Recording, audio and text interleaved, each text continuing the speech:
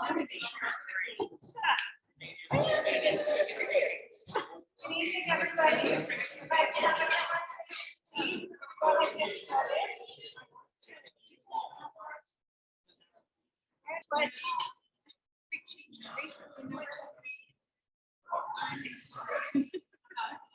everybody to tonight's State of STEM. We're so happy to see everybody here in person. I want to welcome everybody to our elementary school gym and get things kicked off. And with that, I'd like to hand it over to Dr. Huger.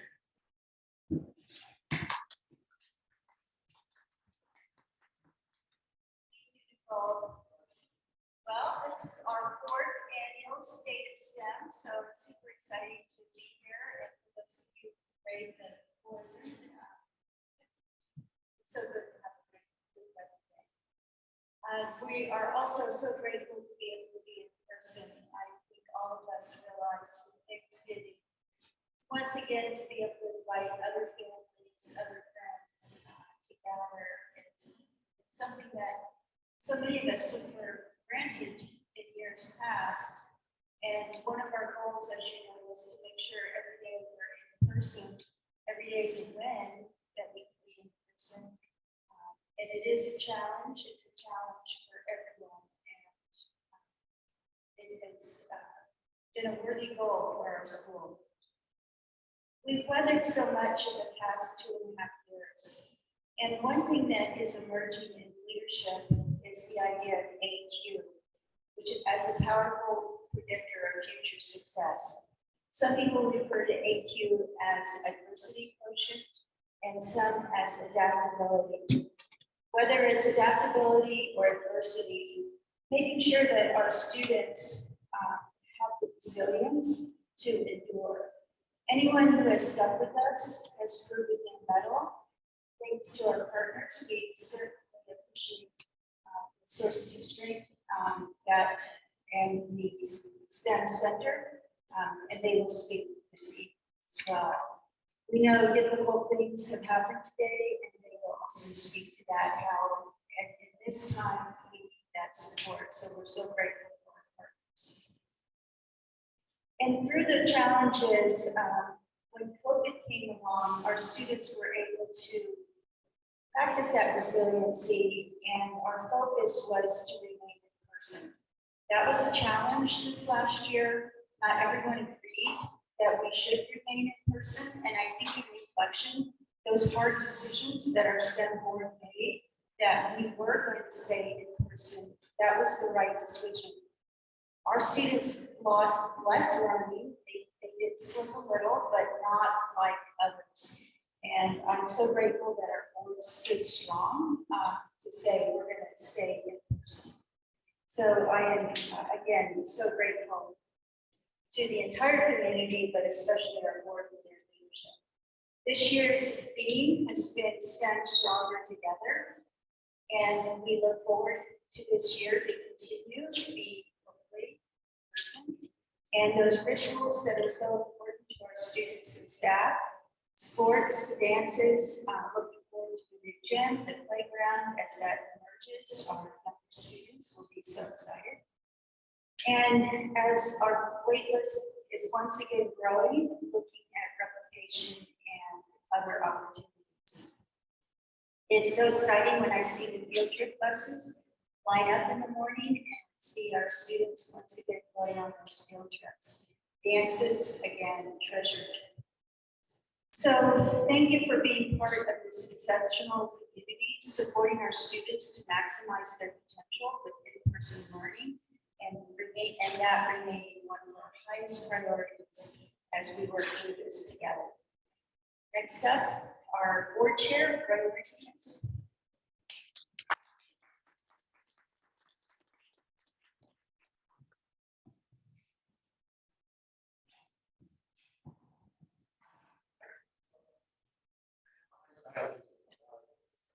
No. I'm gonna move over here. I'm sure you're still out there. I can't see you anymore. Welcome. My name is Brother Martinez. I've been on the board of directors now since the last year of my second term. I've been a parent for over 10 years. I wish my youngest just graduated. I wish he was still here this year. But because I think that from what I've heard from a lot of people, kids are saying that they feel good about this year. It's been one of their favorite years in a long time. So, board of directors, real quick, there's 9 of us. We have 1 opening, and we're very close to filling that. I've interviewed a couple of people. We'll recommend someone to the board here, hopefully, by January. So we'll be at full complements. We also wanted to, we're focused on the strategic plan, but we decided to put the people who have to live and complete the strategic plan and make them in charge of it. So that is something that I think we'll see progress as the presentation goes on. Then I'm most proud of the gymnasium and what the school looked like in a couple of years when all that construction was complete. Now I'll be 99 when we finish paying off the road for that. So I hope they invite me for the mortgage road at that time. That's all I got to say. I will turn it over to Ann.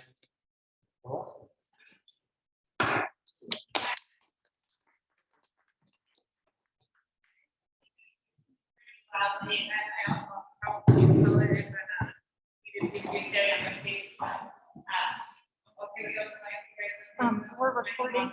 Can you use this? Please. Thank you. So, well, thank you guys for joining us today. I am the State Park Elementary School Director. This is it's halfway through my 3rd year here at STEM. When I thought about updates for this year, I thought about all of the exciting things that I'm seeing around campus this year, some changes. And although I lead the group, I feel like everything that's happening is happening around me, and it's happening because of the staff we have. So just kind of highlighting some of those things. Our PLCs are meeting, so our grade level teams are meeting in a professional learning community and logistics meetings, and they're focusing on student outcomes. So instead of just talking about what the students are learning and what they're giving to them, it's what do we want to see our students actually leaving. So it's kind of changing that thought process. So what is the outcome we want our students to have? And then a lot of focus on PDs. So they have a dedicated time. This is our 2nd year with a dedicated PDL planning time. So they have additional 20 minutes each week just to focus on PDL. So whether it's working with one of our individuals from our teacher support team, or just working as a group to gather resources or to reach out to the community, they have additional planning time. So they're spending additional time on that PDL. Another highlight that we're working on this year is our social emotional learning. So we have a dedicated time that all students on Tuesday mornings have social emotional learning lessons through 2nd steps. And then all classes are participating in community circles each day. So they're building our community and classroom culture every day. We do have we had a team start with the KT, the Summer Right, who's amazing here with us tonight. But she has been instrumental in providing extra support to the teachers on restorative practices and community circles, and also working with the children when they are in. So that is something that is very exciting. You can see those positive impacts of their being present every single day. Our PBLs are being successfully implemented at all levels with the support of the teacher support team. So just when you're in those PLC moments and having that coach or that person from that team present, just hearing them have a new perspective. So we have grade level teams that have been working together for multiple years, and having that new voice and that innovative ideas coming into the team. And the staff they are so excited about it. Like, oh, I never thought about that, or oh, I didn't have that connection to that industry here. So that's been a huge asset, and that's been large part of the professional gas team. And then I looked at goals going forward for our elementary school team. So I'd like to see that increased parent partnership through doing respectful communications and parent participation. So now that we are able to have those parent volunteers here on campus, that's always been a vision of mine. When I went into administration, I would love to see teachers in the classroom and being able to walk into the classroom with outside individuals and the tour to say, who is the teacher? Is it the person working on this small group, or is it the person over here on the floor reading a book and not know who that person is? And that's having those parents in here working with us with their children. We are in the process of piloting a reading program So we have a team of teacher leaders looking at a program. We will start that process here next fall.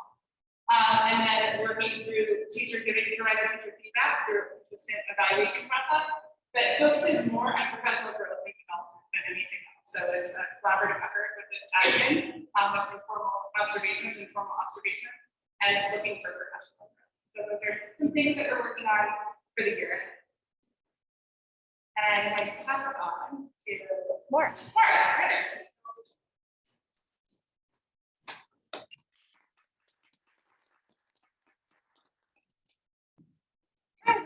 Laura Ritter, and this is my 10th year at STEM school.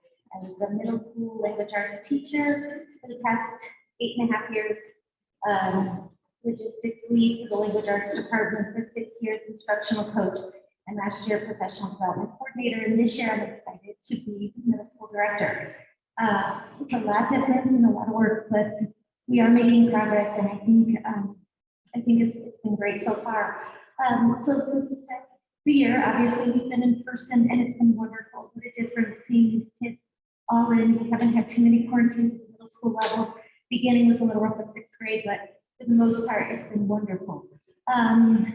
The staff has been meeting weekly on Mondays for professional development, mostly focusing on that standards-based learning that we'd like to go forward with and implement in the fall.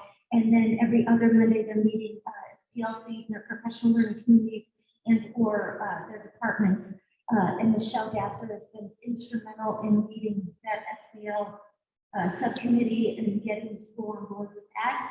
And everybody's on board and working towards it. It's not easy, but it is going along nicely, I think. We do have a commitment to PDL. That's our #1 at STEM school. And Michelle and John Jennings and our team, Cindy Basu, they have all been doing a wonderful job of getting PDL into the classroom and in the middle school level. If anybody ever wants to come in and see it, really, we encourage you to come in and look at some of these classes, especially some of our science classes in middle school. Do great PDL.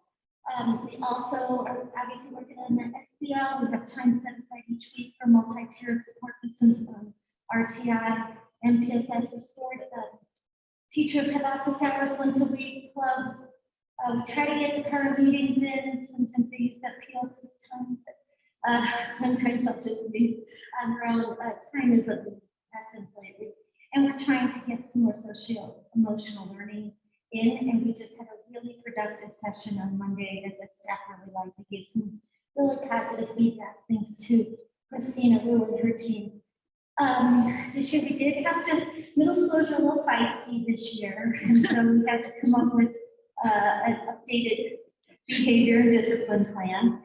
And we had a lot of pushback from the middle schoolers themselves, not from the parents, but from the middle schoolers. But actually, now that they keep coming and checking in, even some high schoolers came to check in, and it's going along nicely. We feel like it mostly just did nothing but deter the bad behavior. So it's been really smooth, actually, since we implemented it. And really, the foundation of it is restorative practices. So we may say detention, but that detention is really restorative practices, whether it's circles, sitting and talking, reflecting, things like that. We have a weekly newsletter that goes out to the staff of the secondary school that incorporates middle and high school, and that tells them to get excited for next week. Here's what's coming down the pipe, that sort of thing. We do the evaluation system, as Leanne mentioned, so we are promising our teachers 4 informals, 1 formal, at least in at middle school level, 4 informals, 1 formal. So it's been a semester, and I've gotten through 2 informals, have not started formals. So we'll see how that goes, but so far so good. Just really focusing on waffles, trying to give the teachers good feedback and help them grow. We do have a new computer science teacher starting in January, and he did call Dr. Johnson today, say he was excited to start. So keep your fingers crossed on that. Field trip, 6th grade Keystone, 7th grade C camp, 8th grade we're going to do Boston this year instead of Kansas City. I've gone to Kansas City twice. That's good enough. I'm done. I'm excited to go see Boston. So some of our events, Cyber Patriot, did we get results? Does anyone know from Cyber Patriot yet? Simi Basu ran it, and it's just a great program watching these kids, and they have to go in and check all the vulnerabilities and get them out. And I think they were being announced it's 2 weeks from our last PD day, so should be any day, find out how we did.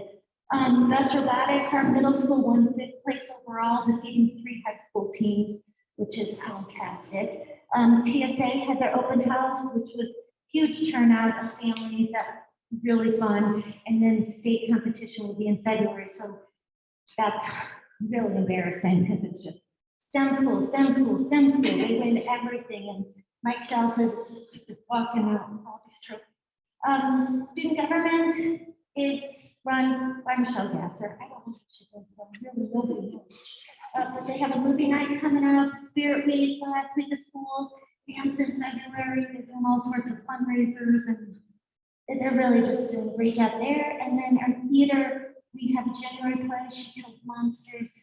Matt Schwartz does monthly improv and comedy nights, which are hilarious. I laugh out loud. And then BestCon is this week, Thursday, Friday, and Saturday, where our students will be performing. And our spring musical is Little Women.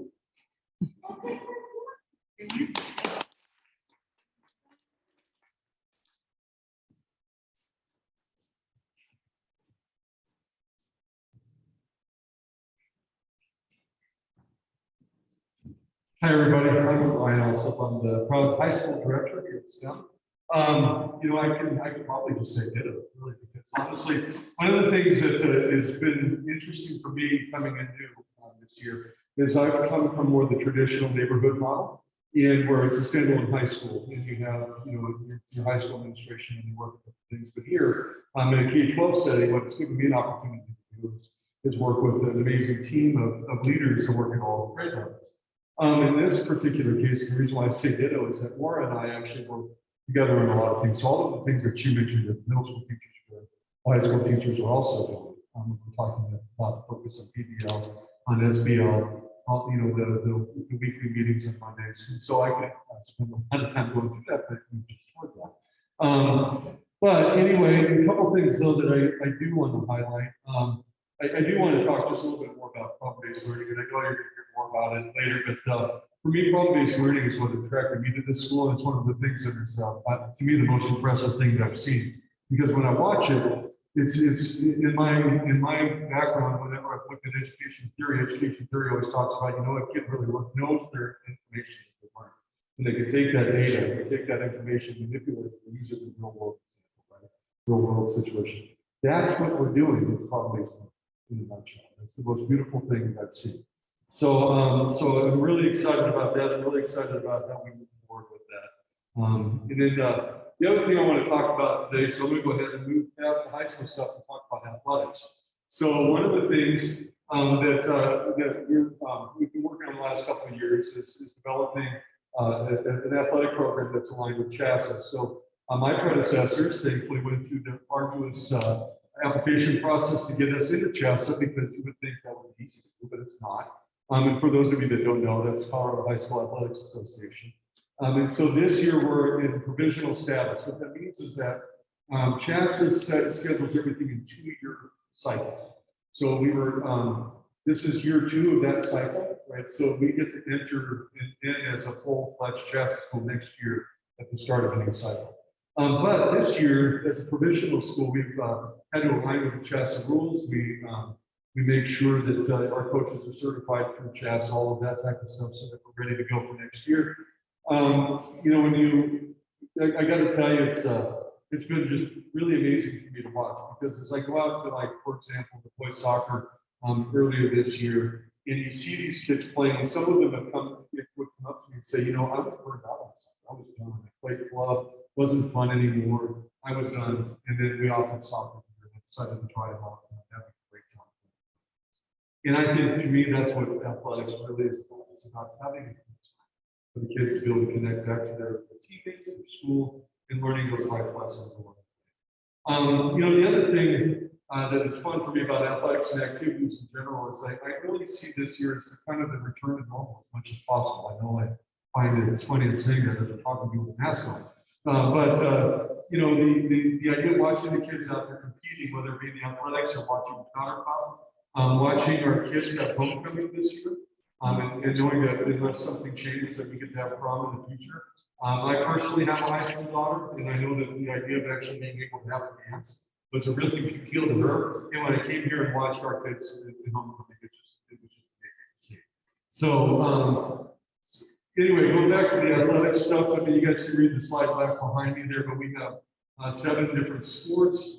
You know, up in the fall, we have soccer, boys golf, cross country, and volleyball. In the winter, unfortunately, we just have boys basketball. Try to get girls basketball. We didn't have enough girls, so that's my goal is to try to build up girls basketball in the wintertime. And in the spring, we plan on having lacrosse, track, and girls soccer. There's also room to expand. I'm looking at the possibility of bringing tennis for girls in the spring, as well as you know, there's a lot of other options we can do. So one of my goals as the athletic director is to try to make sure that we're providing athletic opportunities that kids want, right? So there's a group of boys actually that have asked me to explore offering boys volleyball for chess and boys volleyball as a spring sport. It's something we could potentially look at, depending on if we're able to get the facility space and that type of thing.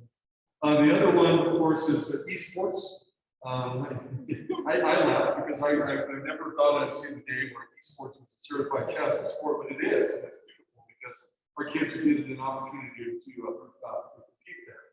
And because we're a provisional school, meaning we're not, you know, obviously not playing chess, so this year our esports teams are competing in the Rocky Mountain League, so they're playing against teams from some schools in Colorado that are also provisional, but we're also playing against schools from Utah, Arizona, Nevada, and our League of Legends team, which I don't know if you also have to like hear what League of Legends what is that.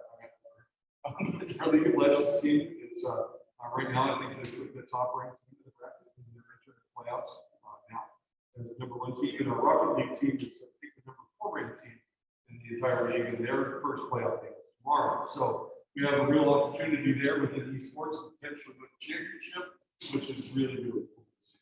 And it's people, just the other part is, just so you guys know, there's actually a lot of college scholarships. So our kids are definitely excited about that potential as well. So I believe that. If you guys have any questions, please feel free to come by and catch them later. And next is Michelle.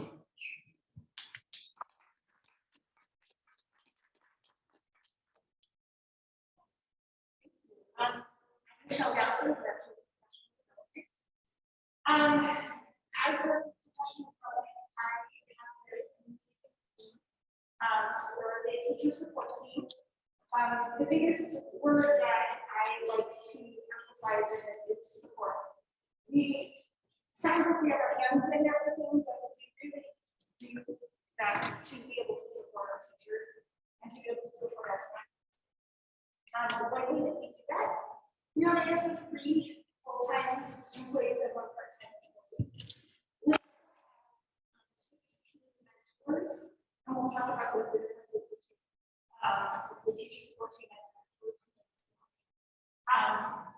But we provide a bunch of different supports. All you can see is the back. We go into our meetings and talk about PBLs with our teachers. We support in the instructional pedagogy. Any sort of want to improve their instructional practice, improve their classroom management, we don't help that by providing coaching and feedback. We also model and teach with our teachers. So if teachers are like, I don't know how I'm going to do this, we go in and we help with that piece. We provide unit planning.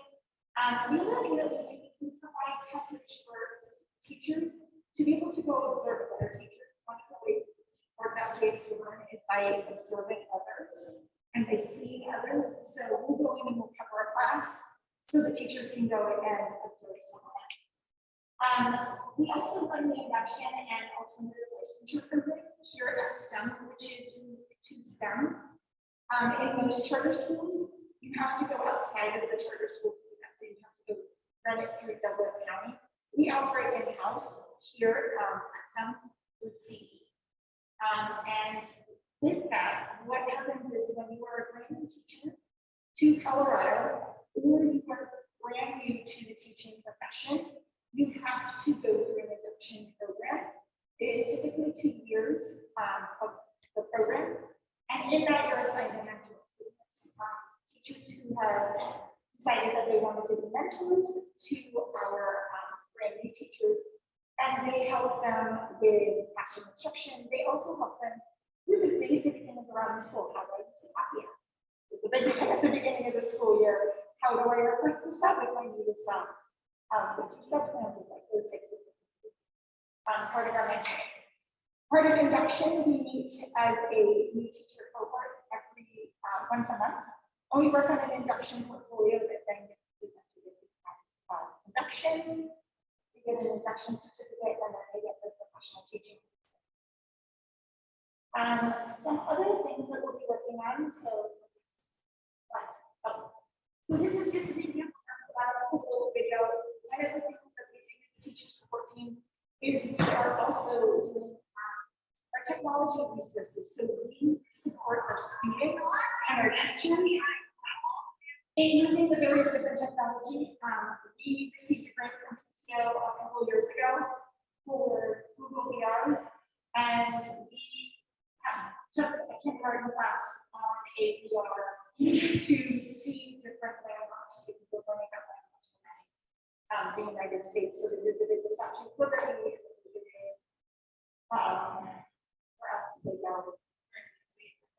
us, they went to the National Monument, they went to Mount Rushmore, so we get to explore those things. And what happens is, as a teacher support team, we come in and we actually sit side by side with you, and we help you work through those things so it's not so daunting. Some things that we will be working on this year are professional development, focus, standards-based learning, and problem-based learning. We also focus on data-driven instruction. So when we meet as a group, when we meet with teachers, we're always referring back to data and best practices.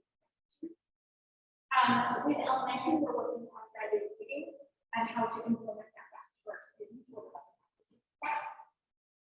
Every other morning, this is a new switch for our teachers that they wanted more time to be able to work in their teams. So every other Monday, we are doing PLC time for our staff. It is specific targeted time where they work on different initiatives that go along with what we did at our staff meetings. We also have our weekly PD newsletter that we send out. It's part of our staff newsletter in our PD videos. We provide coaching support, so we hear feedback from a lot of teachers that there's a particular struggle. We provide coaching feedback.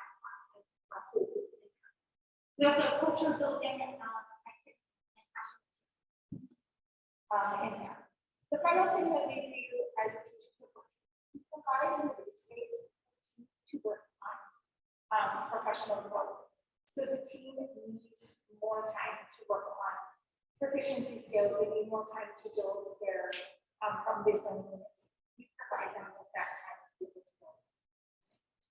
So really, we're there to do all of the support.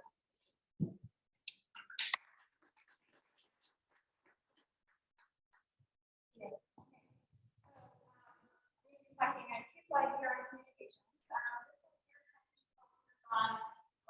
Last year, we really wanted to expand our suite of content that we were putting together, and then also getting out onto our platform. We're able to see it at the last one meeting, and then also the last. So we shared some of our data. Actually, didn't share that data, but some of our data was actually really effective last year. We were able to break down the communication manager who focused strictly on our creative content and our social media.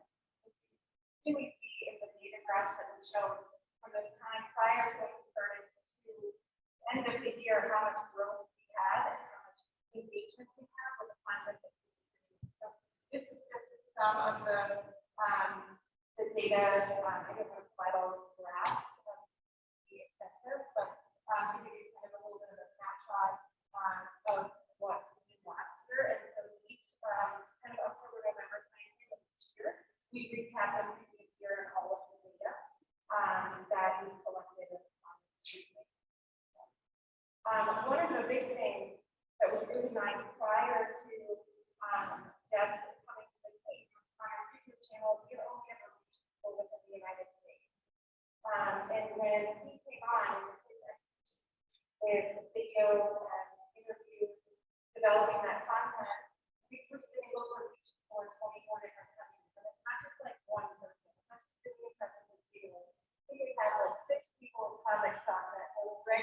watching our YouTube channel.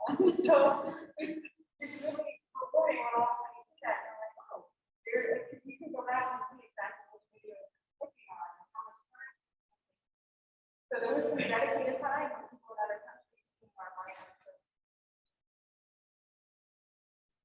So what we're continuing to work on this year is developing a people website. So I've been poking around there a little bit. Our student support services area is one that we're going to expand this year. We've had some standard content that some of the new staff that have come on board and have the past and how they will use it. So we've done some reorganization of some features, adding continuously every month some additional features. And we have more and more people that are using flexibility that the website allows us to have. We are expanding our content on social media platforms. We are expanding our and which is really nice. We're using that to really connect with videos that we post on there with people that we have not engaged with prior are now working with us in what we've been posting. So we've been able to connect them with Greg and also with our teacher support team to get them those resources to get them directly into the classroom. So one of the big things that we were focusing on both of us were both tackling two very different ends of the communication role. Is that we really need to develop our policies, our procedures, and our best practices in our office. How are we going to handle certain things? Who is going to handle it? If something were to happen, I always do this every place I've ever worked at, which is what would happen that day. Who would be able to do my job?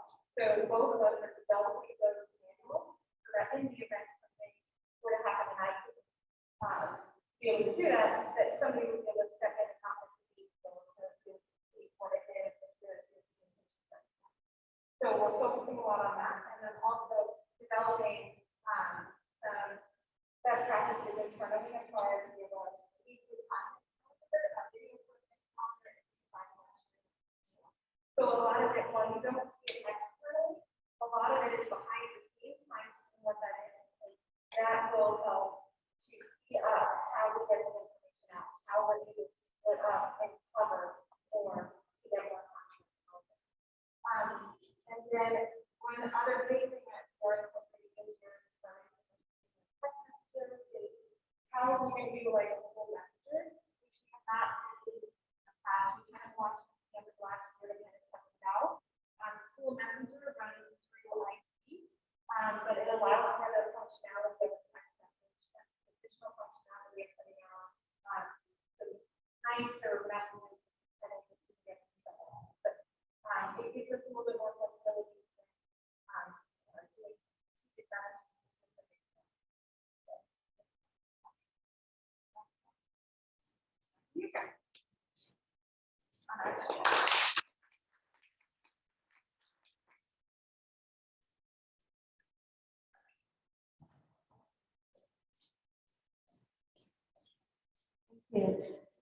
So I will ask the finance committee of Paul Smith and Roy Martinez to assist me. Star is our CFO, and she could not be here tonight.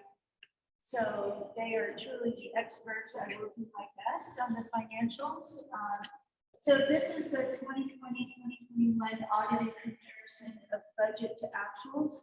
So Star is very conservative in her forecasting and how she builds her budget, and then how we actually spend. There's always like a household budget, there's always contingencies, things that you don't expect. And there are guidelines that we follow. For example, salaries and benefits should be between 50 and 70%. So you can see we fall, when you look at our salaries and benefits, they definitely fall in that zone. Anything my expert finance committee would add? I would just add that the school manages the funds so well that we have investment grade rating. So we go to funds like that. The bond and acquiring the funds to do that is rational spend for everybody.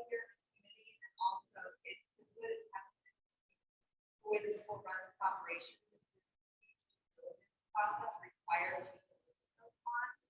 So it's like another check on top of our audit, all things are doing great. So I just started what we're doing. Yeah, STAR is exceptional. And our independent auditor, we're required to do it each year. We'll be presenting next Tuesday at the board meeting.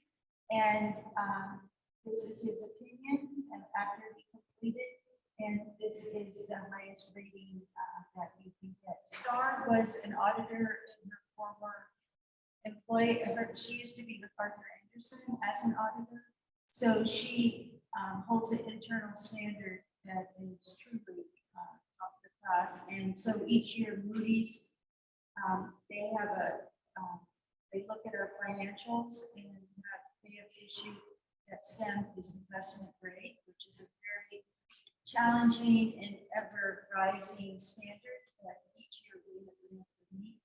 So that when we went to bond, as Nicole said, we were able to get very affordable financing. Next up, Dr. Johnson.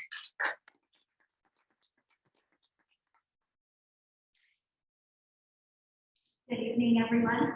I'm Karen Johnson, the Director of Curriculum and Accountability. And it's great to hear all of the exciting things that are happening here throughout the building at all the levels. But really, the Department of Education guides us and expects, has certain accountability measures that we have to put in place. And so I'm here to share some of those things with you. Here is a snapshot of a lot of data and a lot of numbers that we can look at. But just to highlight some of those things, we are one campus currently. We consider ourselves to be 4 integrated schools, the elementary, the middle, and the high school. And now we've added the PTEC. And PTEC, this is the first year, that's Pathways to Technology in Early College, high school. We have our first year students at ACC as year 13 this year. So that's exciting as well as we continue to grow that program. But other things that we're looking at, we've won numerous awards. The U.S. News and World Report ranks us as a top 10 school. We also ranked as number 7 on the SATs this last spring. And you can take a look at our senior aspects. Last year we had 157 seniors, 78% of them are attending a 4-year college, 14% a 2-year college, and 5% are taking a gap year. I look at that data and I think after the last year and a half of COVID, this is impressive that students are making these gains, that they are continuing with the achievement pathway and the academics that they so love here at STEM, and are becoming, we're preparing students for that college and career readiness, regardless of the fields that they go into. And that's what we're here to celebrate. We do offer a number of concurrent enrollment classes. Currently, we have 24 different concurrent enrollment with ACC, CSU, UCD, and all of the community colleges. I'll start listing them all, but that's not necessary. And then we have 24 advanced placement classes that we offer on campus as well. So lots of opportunities for students to explore not only the STEM fields, but also in literature, in history, in engineering, and computer science as well. Here's a snapshot. Last spring, we were required by the state to take the Colorado Measures of Academic Success, which is the CMAS test for students. We're required to do that grades 3 through 8. And this is last year's data. Due to COVID, typically in any given year, all students in grades 3 through 8 would have taken math and reading assessments. Last year, the state had a waiver to just implement half of them. So we will go back starting this spring. We will continue with our data that would show reading and math in all grades 3 through 8. But this is our data from last spring, and the bottom graph shows the trend data. As Dr. Ufer mentioned, yes, we did anticipate a drop in achievement, and you can see that on the colored graphs throughout the years. And there is a slight drop that has happened across the nation and around the world, essentially due to COVID. But when you compare us to the state and Douglas County in particular, we still are outperforming those areas, which is impressive again, under the circumstances. So that is happens in reading, and we see that consistently in math. And then in science, we just had the 8th grade test last spring. This spring, we will also test 5th grade and 11th grade in science. And then, unfortunately, for social studies, that is a 3-year cycle of assessments across the state. Our last assessment point was in 2018. And you can see our data here, how we compare with the state of the district. And that is not, we are not scheduled to take that test again this spring. And then when they reconvene that at the state level, they'll let us know. It's usually an every 3-year cycle. This is a snapshot and some highlights of our SAT and our PSAT data. Our SAT results, what we can look at are how our high schoolers are performing in evidence-based reading and writing, that's the ERW, and also in math. And so again, locally is in green, the state is in red, the district in yellow, and STEM is in blue. We outperform in the evidence-based reading and writing, and in the math, and as an overall total. We also can break it down that our STEM students on the SAT, 91% of them met those benchmarks that are expected. And that is 18% higher than the district and 31% higher than the state. And so the breakdown as well. And then as we track our PSAT scores for students as well, they are on that same trajectory that we outperform globally, the state, the district as well. So it's encouraging that students are continuing that high level of achievement that we want to foster here, but more importantly, that they use this to move on to bigger and better things when they make up STEM. One of those areas, in addition, is through advanced placement. Our students can compare to the state average score. We do give, last year we had 253 students that took 484 exams. So many of our students take 2, 3, 4 exams each year. To earn that 3+ would provide them college credit, depending on the college or university that they're attending. And then finally, you can see their average score 3+ in the majority of the areas that we are providing support for in advanced placement in those courses. Many students are earning those 3+ that help provide that credit. And then I'm happy to say with our list of concurrent enrollment and AP classes that we offer, we are adding for the 2022-23 school year, we're adding 2 new concurrent enrollment courses that will align with our cybersecurity pathway through PTech. And we're adding 3 AP courses, AP psychology, AP microeconomics, and AP macroeconomics. So just to continue opening up those options for students here. So with that, I'll turn that over to Ms. Boone.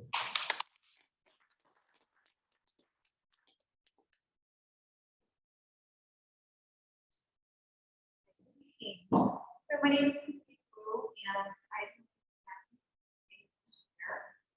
originally was hired as the assistant director of Midland High School, and this opportunity came up during the summer months. Director of student support, and so I want to talk a little bit about the here. This is a snapshot of who we are. I cover 12 different professions within my group, and that is 26 individuals. This is largely my mental health staff right here. So all of our counselors,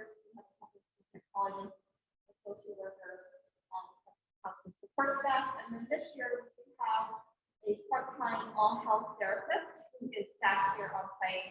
She's here 2.5 days, and she's able to see students who are referred to her, either by teachers, parents, and so that goes to the all-health network. And then my other half makes up of our special education team, and then the other specialists that I have, like our emotionally development teacher or GT coordinator, and our NTSS coordinator. It's a lot of different individuals, and they're a dynamic group. I really value the work of that team. They largely support all of these different areas. So students have IT, power boards, advanced plan, ELLPs, or and then our RTI, as was mentioned earlier, basically who needs some additional support. We have a problem-solving process in place to help with that. And then our social emotional support intervention, my counseling staff, they'll check in with students when needed, either because of academic reasons, behaviorally, and restorative practices. Again, something that we're mostly bringing to talk with students on conflict resolution, things like that. And then we do have sources of strength at the secondary level, so that's a resiliency-based program, and it's largely student-led. Students create campaigns and whatnot. We have sources of strength elective class this year. The students at the secondary level can choose to enroll that as an elective if they want to participate in sources of strength. And then we do also have at the primary level, which I talked about. We have our second step in positive behavior intervention. All right. So I think this really kind of differentiates them from other high schools. When we look at this, obviously, college and career counselor, which not all high schools have. Kelly Myra is our college teacher. She's phenomenal. She's able to assist students with their college plans and help them with their applications and whatnot. And then, as mentioned earlier, we have our tech pathways, and we're developing our get associate's degree in addition to graduating from high school. There's only a handful of high schools in the state of Colorado that offer PTech.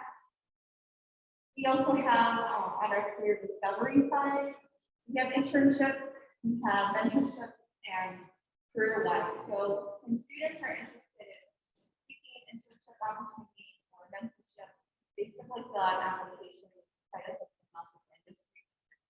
And we are trying to develop our processes and in career discovery so that we can reach more students this year.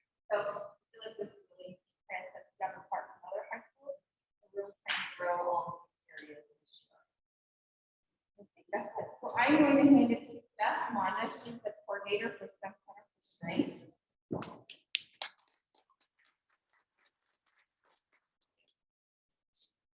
Wow, what a great evening. Thanks for sharing. I feel such a high honor to be a part of the presentation with all of these directors of the school. Just out of curiosity, so I understand my audience, how many of you are familiar with STEM Center for Strength? Awesome. Okay, great. So the 60 slide show that I had will just be narrowed down to 5, which is great.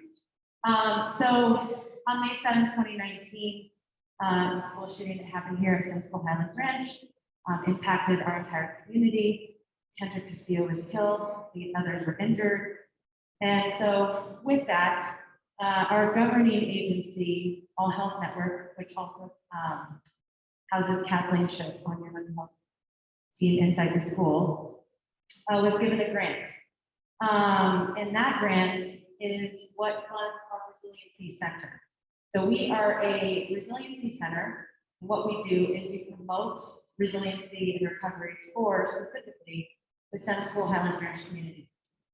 Resiliency centers are in fact across the country. So Boulder, the Boulder community will have a resiliency center here for the next couple of months. Obviously, as Dr. Eaker mentioned, our hearts go out to the community that was impacted today in Michigan, the Oxford community, because that does impact us as well. And so what resiliency centers do across the country is they provide support, free resources for those who are impacted by any mass violence incident. So Parkland High School has a resiliency center, Route 91 in Vegas has a resiliency center, and so on and so forth. So we specifically provide support for the STEM community through individual counseling services. That's for individuals or family. We also provide wellness activities, and we'll go through that. We also provide psychoeducation, so really talking to trauma in the brain, trauma in the body. And then also, we have group support. So that's just ongoing for our staff, for students. And this is just, let's get through this pretty quickly. So this is kind of a timeline of how we acquired the grant, and also how we received our name, STEM Center for Strength. So the students named us, they created the logo, and that was put up in early 2020. Obviously, the pandemic hit, we weren't able to open our doors. However, we pivoted pretty quickly with all of our services online. We had clinicians available coming into May 2020 for May 7th, and that continued all throughout 2020. So some of the services we did provide virtually, which is a huge win for us. We had an online book club, we had healthy teen relationships. What does it look like to be in healthy relationships and not healthy relationships? We offered a lot of gratitude and journaling workshops online. We had a good night's sleep presentation, which had 60 people attend online. That was a huge need for we heard from our community. And then this year, we were able to open our doors as the restrictions were lifted. So our mental health agency, All Health Network, allowed us to open our doors for the first time, May 7th this year. And we have been since then been able to provide in-person activities, in-person support groups. We had 2 consecutive running support groups for parents on the book The Body Keeps the Score that just finished. And we have had adult yoga that has been maxing out our center, so that's been great. We have teen yoga. One of the fun things and things that we've heard from our community after coming out of the pandemic, they really just wanted to be together. Your guys' motto, Stronger Together, is something that we've been hearing from the community. So we hosted a few in-person gatherings at the center. And one of the most popular ones tends to be something that we continue to do, which is our Super Smash Brothers tournament. And our whole team dressed up last week during Thanksgiving break. You know, it's a great way for the kids to come together, to feel safe, to just enjoy being in each other's presence and doing something fun. You guys saw the stats. You guys are crushing it over here. These kids love to come to the center and just be a kid sometimes, and that's great. We have a team support forum that started. So that's during their off period. They come over to the center right across the street from noon to 1 p.m. on Mondays. And we have about 6 students that attend every Monday. So here's a quick snapshot of like what our pillars are: connect, learn, do, feel.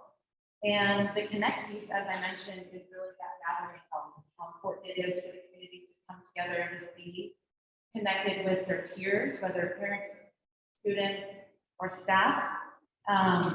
We have a running Dungeons and Dragons group also at the school, at the center.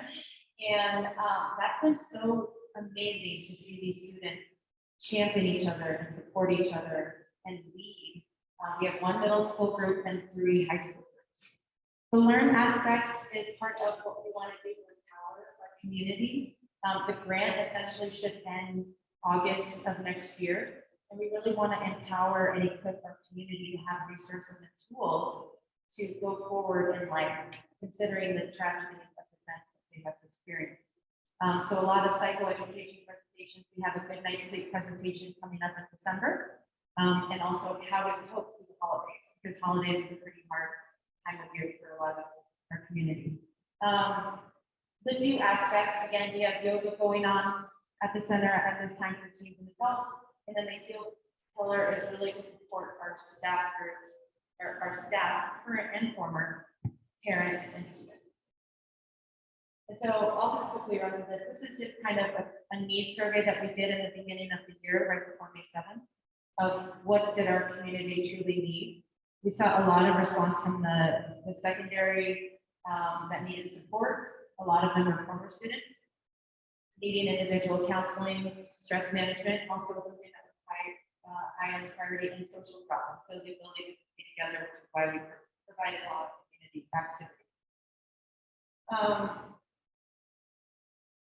And so what we've been hearing, this is kind of a little outdated, this is earlier this year. Now that we're in 2021, you know, the students are just excited and it feels great to have a safe space to go outside of the school to be together. We are asking them how they're doing. We're asking them if they're okay.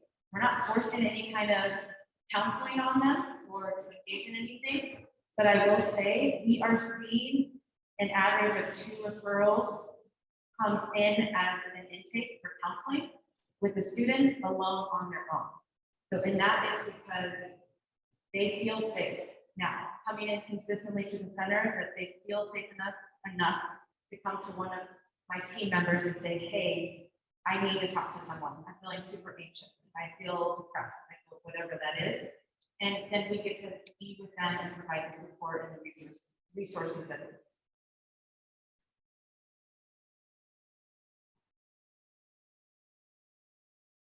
So again, this is just like high levels. What we're seeing in terms of what people are saying about the programming and just that it's impacting better sleep, they're feeling connected again, and they're just thankful that they have something that's free services. So I'm not gonna go through it. But some of the wins that I do want to say is we are growing as a team. We have 5 clinicians, contracted clinicians, and 4 internal staff. So we have a very strong team of individuals who are supporting these students and staff. Some of the obstacles, I think it is maybe sometimes a little confusing. We're not affiliated with the school, so our name is STEM Center for Strength.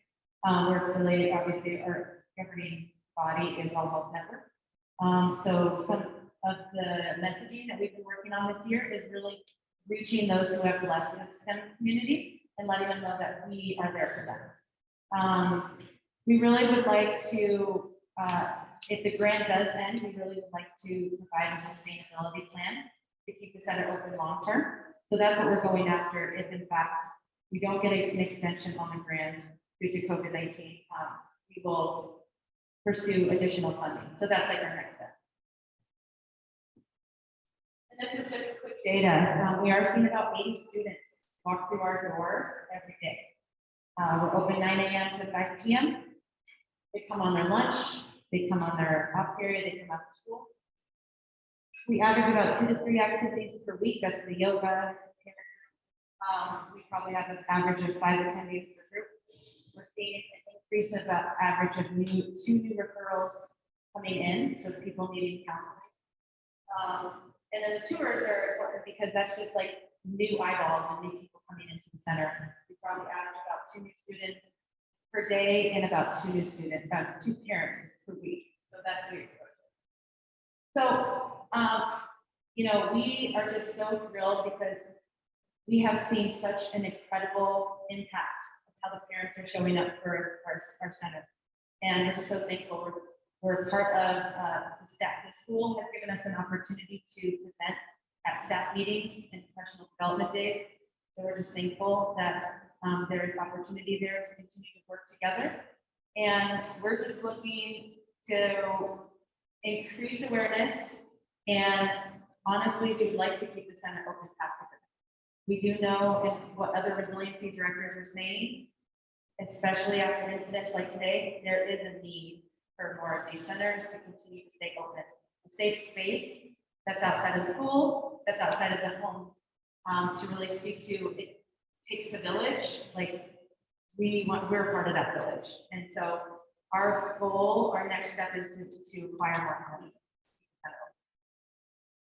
And so thank you from our team. Thanks for listening.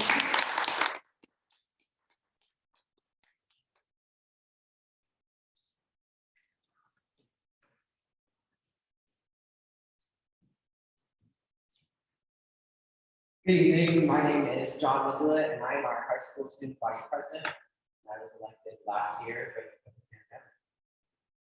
So following the COVID pandemic, a lot of the documentation that have been used in previous years have been lost, and a lot of the connections that we have made over previous years have also been severed. And with that, it does seem like we were set back a little bit, but with my officer team full of diverse and versatile people, we decided to take a different route to being set back lost and take forward what we've gained through diversity. So we've taken on a new path of student government, trying to be more involved in school programs, school activities, and school athletics. So over the current period, we have done a lot of the events that are staying for high school, homecoming, club rush, and a lot of these events that are typically not done in our school, especially the one on club rush. My secretary, Brenda, and I worked very hard to put this club rush together, and we believe that this is going to be an event that is going to have longevity in our school with the diversity of our clubs. TSA, National Honor Society, FBLA, and a lot of the engineering-based clubs get a lot of backlash because they don't do enough marketing when they start. A lot of new students don't understand the abilities and capabilities of clubs and are really drawn into the idea that this is an engineering club and this is what it does. TSA and clubs like this are extremely versatile, and student government is very proud of the platform we've given them through Club Rush and continue to give them through marketing and advertising in collaboration with the club. In addition to that, we are also proud of the events that we are able to host for student government. Obviously, student government is one of the most organization-based clubs and it aimed towards the students of our school. Homecoming and a lot of the events leading up to the Spirit Week, the Powder Cup game, and of course our Powder Cup cheer performances has been aimed at our students. And we are extremely proud of the events that we've created. Homecoming is one of the most difficult to pull off because you gather your club and organization at the very beginning of the school year, right at August, and then homecoming is the next month in September. And with my versatile and large club, we've been able to pull that off. We had over the expected number of students attending. We're very proud of the feedback and that. Looking forward, we actually have a lot of good events coming up for the students of our school. One of the ones that the club has come up with recently is a Nerds Night Out, which is very on brand for our school. A lot of the students like to just get out of their house and play video games inside the school, which, you know, is not the first thing that I would have thought was going to be on top of the list for everyone, but has been very popular and it's outvoted 23 to 1. So we will be having Nerds Night Out in January, and we are very excited to do that. Quickly following, we'll have our winter formal, which will be a Sadie Pop dance. Obviously, giving power to the girls, we want to let them ask the guys out, you know? Something that is very easy in our school with the ratio that we have. So, in addition to that, I'm just very grateful for the connections that we've made so far this year. We've been very happy to work with these together this year and work with our administrators. And looking forward, we're really excited to work just in general in a wider scope that's ever been able to do before. In years past, we've been kind of limited by the scope of our officers. And this year I have an officer team that has moved farther beyond the borders of the walls of the classroom that we get in together with the 24 students that's kind of tightly packed. So we are very grateful for the opportunities that we've been given so far. Just to showcase, we have a couple of photos. These are just the events that we've had so far this year. Obviously, if you look right here, I think that this is the highlight of our school. I love our Power Cup cheer guys. Power Cup cheer football team, but me right here. So yeah, we had trunk or treat, we've had our pep rally and assembly, and we've had all of the things that we got to do for this year, which was something that was expected to be lost after. So we're very grateful for the opportunity to be here, to be an active organization, and we look forward to our future. Thank you.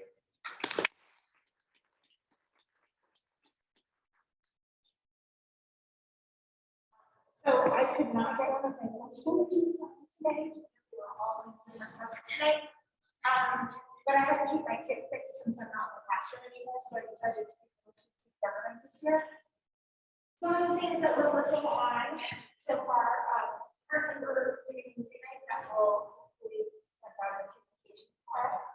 We will also be doing a toy drive also sent out tomorrow. There's pumpkin spirit weeks. We had our last picture, which I just realized afterwards, and we partnered with elementary school for the Thanksgiving bread, which was huge this year. And then coming up, we will be doing a middle school dance. We have a middle school a copper nickel, no, sorry, silver nickel war, silver copper war, in their study halls, and the study hall who had the most points was able to make the theme for our dance that will happen in February. We're going to be doing Cook Store Pause in January and then in February. So.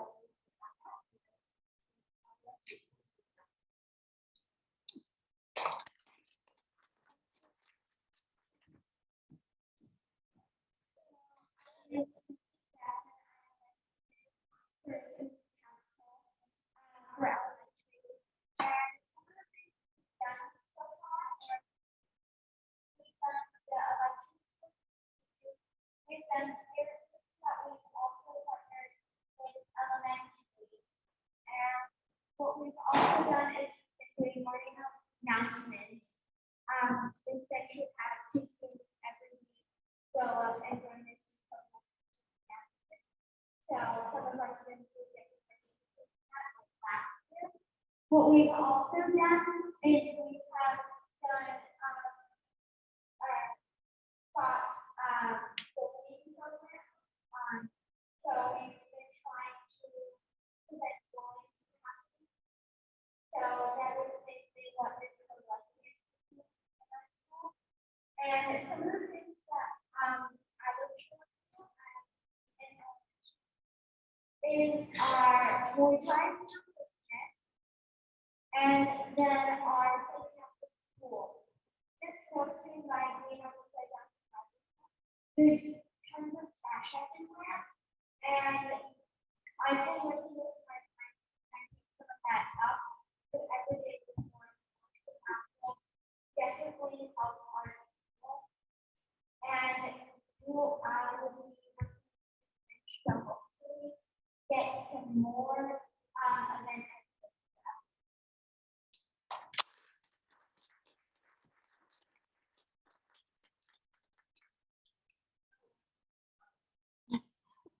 About that.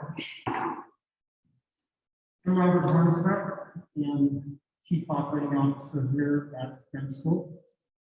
And so I just wanted to present on the information that we've done as far as keep the school clean and COVID responses that we've been doing over the last year. Keeping the school clean is a chore in itself. It's about 138,000 square feet. And we've gone through it a couple of times this summer. We've disassembled all the rooftop units, we cleaned all the roofing coils and changed out the filters. We do that quarterly right now. We also replaced 2 rooftop units on the elementary school to provide better ventilation. The original units to the building, we couldn't control them, we couldn't buy parts for them. And so we changed them out with some federal funding that came from the Versa Funds 3. We also replaced some rooftop units on the middle school for better ventilation. They're also original buildings. And so the other piece that tried to complete all of this is we had digital controls for all of the units. So all of the units are now computer controlled. And each one of the classrooms has a sensor that comes back to its original software platform. And there is a CO2 sensor in each one of the thermostats. So what it does is it detects the CO2 in the room as it builds up with students or whatever else, and then makes adjustments automatically to the rooftop units and helps the ventilation as far as inducing the ventilation. So these are some of the site improvements that we've done over the last year. Placed a boiler heater and a water heater that's in the elementary schools originally. Tested the indoor gun trigger detection system, which was a grant through the Douglas County Commissioners that we applied for and got last year.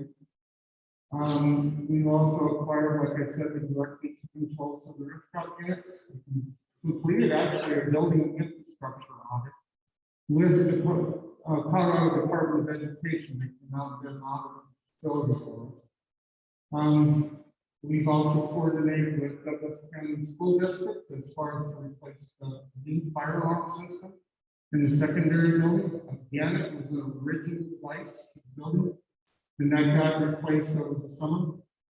And then again, 5 and 6 on the elementary school building got replaced. And then we also put up a monument sign on the Cozon building, which is 8920. So next for STEM school, we have the Cozon, which is people have presented already, which is the P-Tech program. Will be mechatronics and cybersecurity in the building directly to the south of this complex. And the project is looking to start December 21. We have right now, we have a building permit in hand from the state of Colorado. We go and present to Douglas County Planning Commission on Monday for their approval. And then the new chassis gym will kick off. Phase 1 will start in January. But again, we're right now, we just made payments to the building permit. So the planning review is done. We're just waiting for the permit to be returned to us. We signed the contract with the contractor today, so they have their contract in hand. And so we'll be ready to jump off in January as far as to kick that off and get going with that project. Phase 2, that project has to get put together so that we can move the middle school cafeteria and then move the 4 classrooms that were downloading and deleting. So we're going to relocate them to the 2nd floor of the building addition. So that'll make way for the chassis gym project, which will start in August 2022. They'll probably start tearing it down in July as school is out. Now, it's going to be a very complex project. It has a lot of moving parts to it. I already have my gray here, so all I have to do now is just pull it out. Because there's going to be a lot of moving parts and a lot of complications, I'm sure. But we'll make it through. And then Douglas County School District bond funding, the next phase that they will look to try to do over the summertime is to replace the electrical heat in the secondary building. It has been tagged and needs to get put outside. Should not be inside. And then replace all the switchgear that pertains to that. So that's what we're looking at doing. And as we look at poster boards here, and we also see a depiction on the screen up here as far as what we're going to produce. The building on the right-hand side is going to be the 2-story addition. The building on the left with the stripe in it is going to be the new gym, which will get all of that building portion will get tore down. We have to raise the building another 10 to 12 feet in order to make it a chassis gym to get the height in there. This will be the new athletic entrance. It'll be on the west side. And that's it.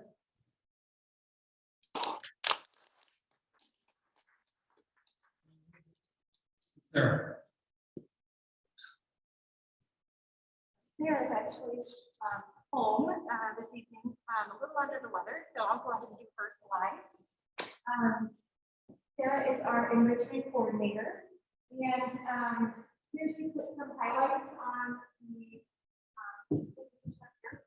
Middle school, high school, and robotics. We did a local competition. Educating consider spoke about this program and how they explain. So they did a great job. We just really nice turnout from staff and students. And the students will be in the state conference. Robotics for their competition.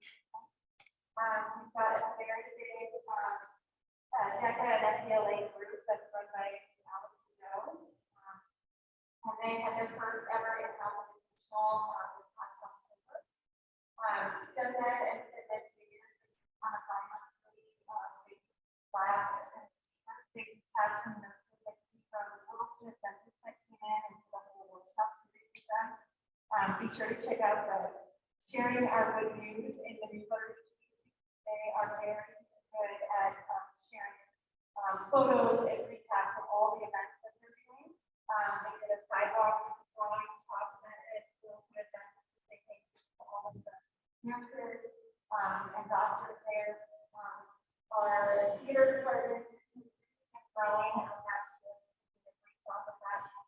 really offering after school opportunities for our students. That the improv sketch comedy show is coming out before, nice to come out with that. And it's monthly, so be on the lookout for that. And that's all we share, I believe. And next up, we have this right here.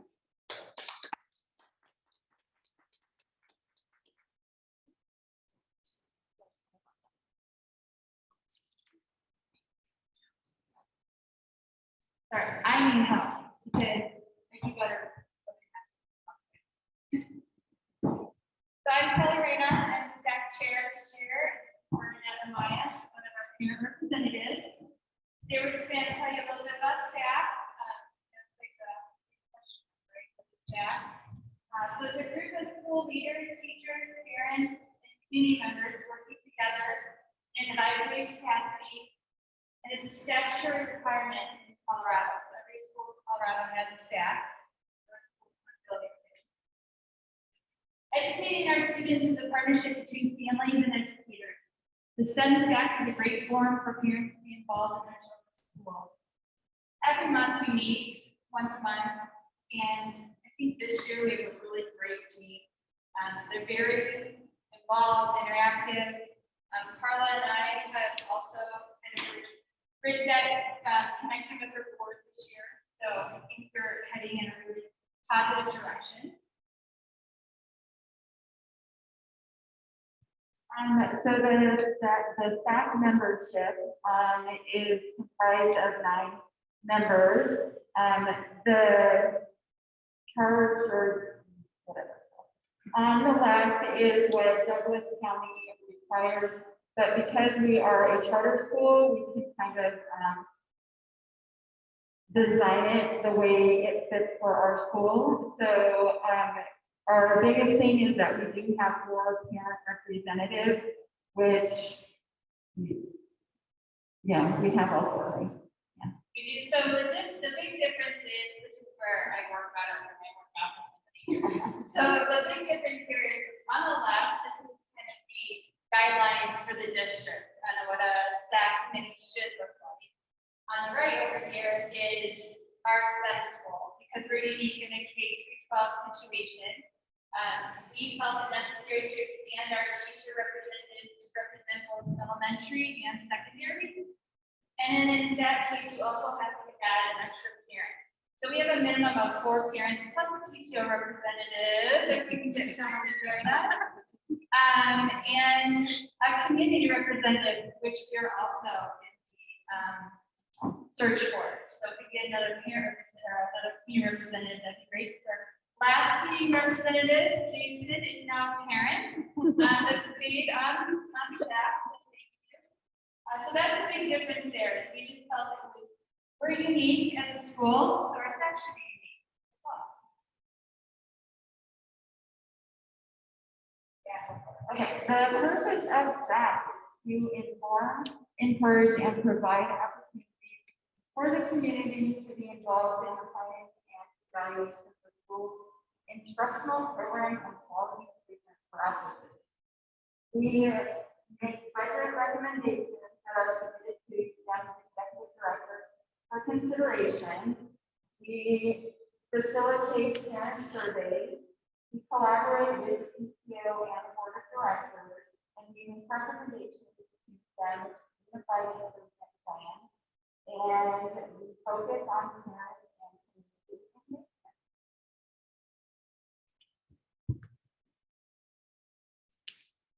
So how can you get involved with the staff? Really simple. You just come to our meetings. Come to the meetings. You can make a recommendation. You can email us. You can come find me in Driveline. I'm always there. But really what we're trying to do is build the parent engagement in our school. One of the ways I think we can achieve that, because right now we have a pretty big committee. But we need to keep that sustained. We need to sustain that momentum we have. And one of those things that we can do is invite parents to be part of some of our subcommittees. There's no strings tied. There's no commitment other than just being that soars out in the parent community to bring back information to our subcommittee. You can kind of get your feet wet, see that we're not really scary here at staff, and come join us every Wednesday, every third Wednesday of the month, and go to the next slide. So our next meeting is on December 15th. We have just started streaming our meetings. I think we had a little bit of technical difficulty this couple weeks ago. But I had a parent reach out to me and she is going to help test it out. We're going to do it again in December. And then Bernadette brought up a great idea of making a field trip to the Center of Strength, maybe one meeting. So we'll try and group that in. But really, we just want to get more parents engaged with learning about the school. Once you know more about your school, you just fall more in love with it. At least I do. So I think once you know more, like to know your school, to love your school, 100%. That's all I have.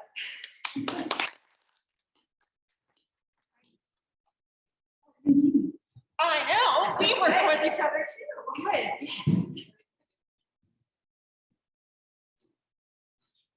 So hi, my name is Heidi Peterson. Your co-president of the PTO board.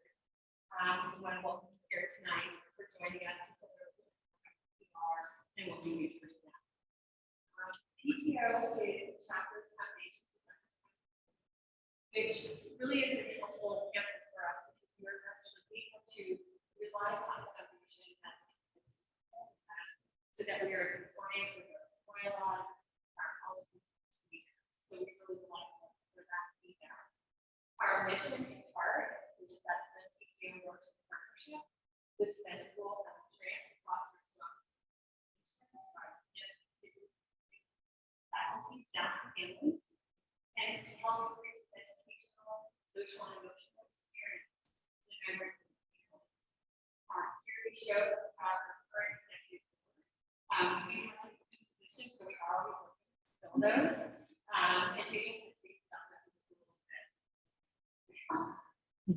Our purpose is PTO is organized with purpose and quality of student education, school community development, resources, education, school and staff. Really, one of these examples of what that is like.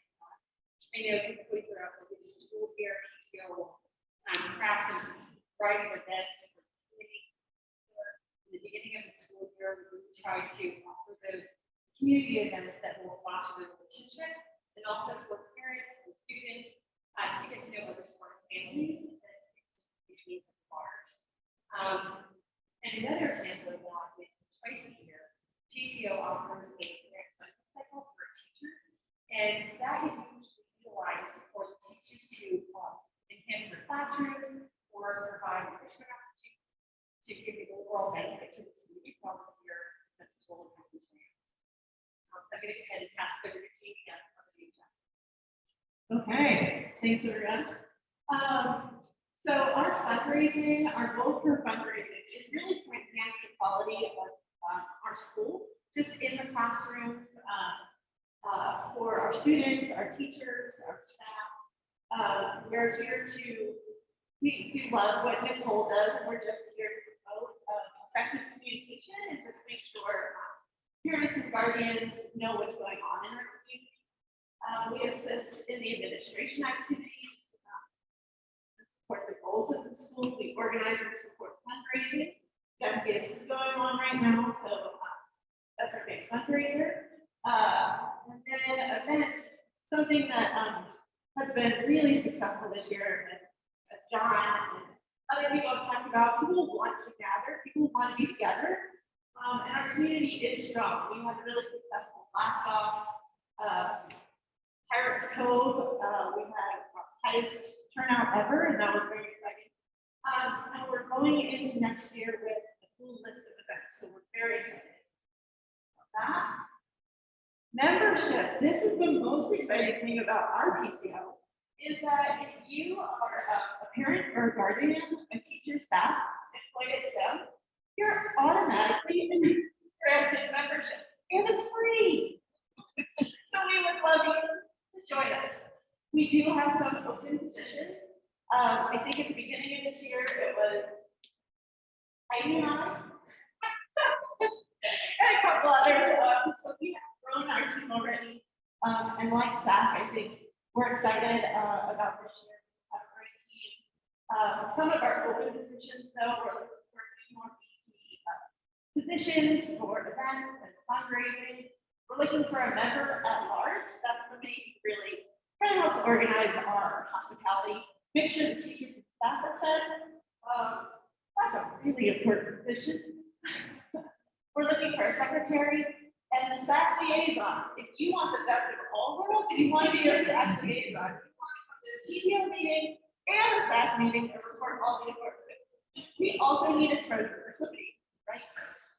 So our next meeting is December 8th. We are going to do it very soon. We've had a lot of success with parents just tuning in during dinner time, and we get to conduct our business and we take questions at the end. So we encourage everyone to log on. It's low key and fun.